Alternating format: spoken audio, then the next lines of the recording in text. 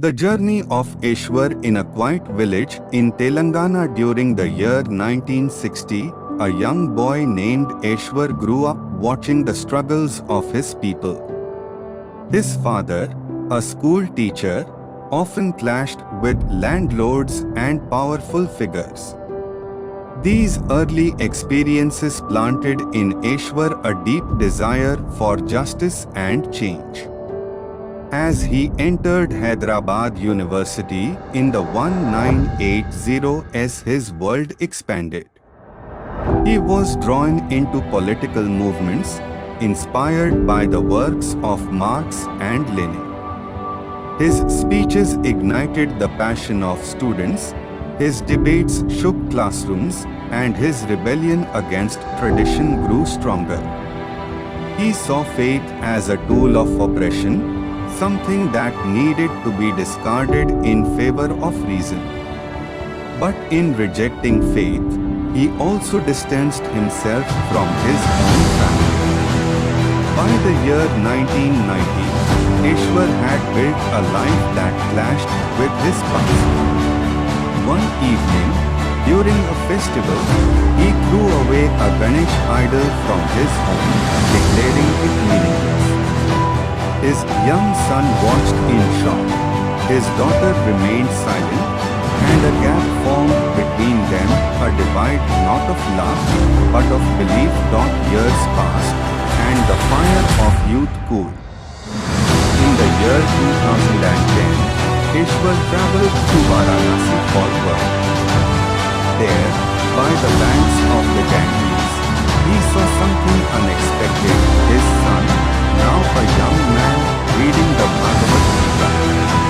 His daughter sang in a temple, her voice echoing through the ancient walls. Ishwar stood frozen.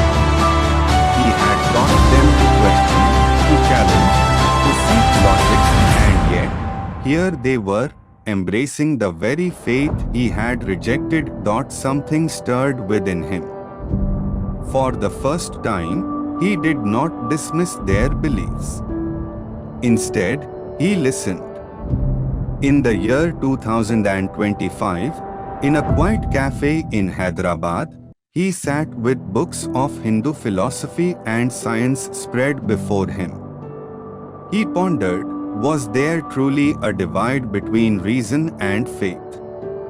Did belief always mean blindness, or could it hold a wisdom beyond logic? One evening, his now grown-up children sat beside him. Smiling, they invited him to the Kumbh Mela, the great pilgrimage. He hesitated, but something within him said yes. The journey to Prayagraj was unlike anything he had ever experienced. On the train, a sadhu smiled knowingly at him, while a scientist in the corner whispered a mantra. Ishwar began to see the world differently. Maybe, just maybe, faith and reason were not enemies. When he arrived at the Kumbh Mela, the sheer magnitude of devotion overwhelmed him. The chants, the flags, the endless river of people, it was not blind belief, but something deeper. A connection, an energy that logic alone could not define. And then, the moment came. His children stepped into the sacred waters of the Ganges, turning to him expectantly. He hesitated at the river's edge, the golden Sunrise reflecting on the waves. But destiny had other plans. A sudden stampede. The crowd surged forward. Dust and cries filled the air. In the chaos, Ishwar fell. Hands reached for him, but missed. As he lay near the water, breath shallow, fingers trembling, he reached up. His fingertips touched the river, cool, endless, eternal.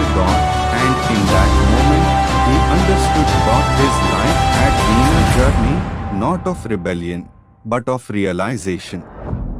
His battles, his struggles, His questions all had led him here. Not to an answer, but to peace. The sun rose over the Ganges, its light spilling across the waves. His ashes would flow with the river, merging with something greater than himself. And as the morning light danced on the water, Ishwar was free.